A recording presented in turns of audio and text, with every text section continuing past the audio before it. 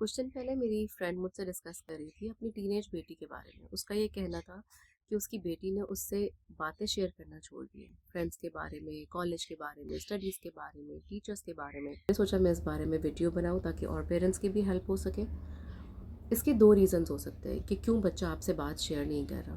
पहला रीज़न ये कि जब आपके बच्चे ने पहली दफ़ा दूसरी दफ़ा आपसे कोई बात शेयर की है तो आपने बहुत ज़्यादा बुरा रिएक्शन दिया आगे से कि हो तुम ये ऐसे कैसे कर सकते हो, अल्लाह तुम इस जगह क्यों चले गए। हम लोग ये रिएक्शन डेलिबरेटली नहीं दे रहे होते, अनकॉन्शियसली ये रिएक्शंस हमारे आते हैं, जिसकी वजह से बच्चे का कनेक्शन हमारे साथ टूट जाता है और वो ये समझता है कि हमारे पेरेंट्स हमें जज करेंगे, हमें क्रिटिसाइज़ करेंगे, जिसकी वजह से वो अपनी बातें, अपनी पर्सनल बातें पेरेंट्स के साथ शेयर नहीं करते।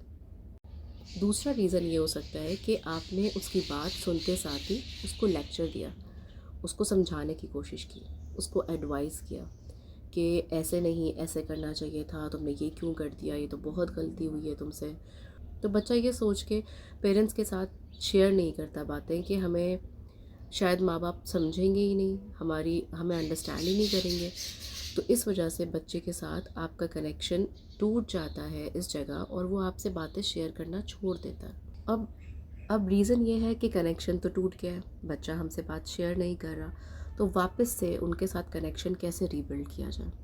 अब कनेक्शन रीबिल्ड करने के लिए दो सॉल्यूशंस हो सकते हैं, दो मेन सॉल्यूशंस हैं। ऐसे तो बहुत सारे तरीके हैं, लेकिन दो मेन सॉल्यूशंस मैं आप लोगों से डिस्कस करूंगी। पहला सॉल्यूशन ये है कि जब भी आप बाहर जाएं, ड्राइव पे जाएं, कुकिंग कर रहे हो तो अपने बच्चों को अपने साथ खड़ा करें, अपने साथ बिठाएं और उनके साथ अपनी बातें भी शेयर करें। जब आप अपनी बातें शेयर करेंगे, अपने दिन का रूटीन शेयर करेंगे, अपनी फ्रेंड सर्कल में उनकी प्रॉब्लम्स शेयर करेंगे, तो आहिस्ता आहिस्ता आपके बच्चे भी आपके साथ अपनी बातें डिस्कस करना शुरू हो जाएंगे।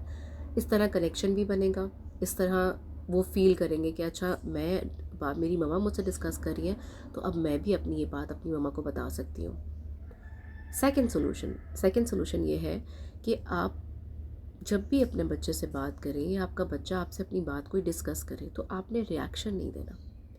एक्चुअली हम क्या करते हैं कि बच्चे की बात सुन के फ़ौरन से रिएक्ट करते हैं।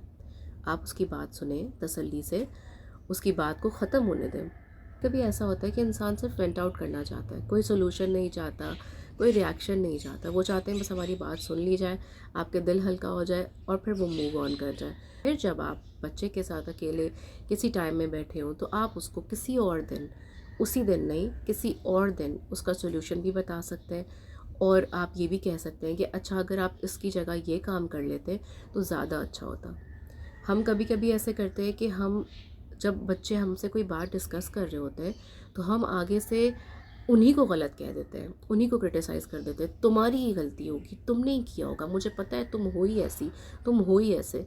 जब आप ऐसा रिएक्शन देते हैं तो आपके बच्चे को लगता है कि हमें क्रिटिसाइज़ किया जाएगा, हमें अंडरस्टैंड नहीं किया जाएगा, हमें ही गलत कहा जाएगा।